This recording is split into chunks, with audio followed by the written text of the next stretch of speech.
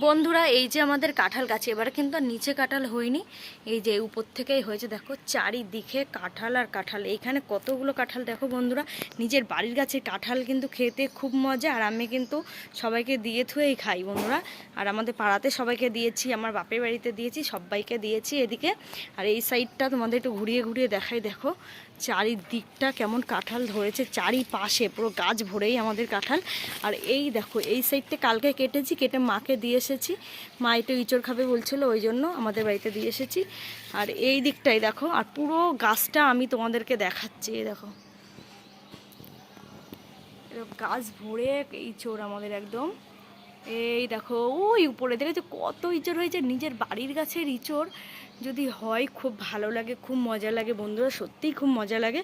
আর কদিন পরে তো কাঁঠাল পাকবে, তখন কাঁঠাল খাবো, আর খুব মিষ্টি, খুব সুন্দর খেতে। কে কে কাঁঠাল খেতে ভালোবাসে কমেন্টে জানিও।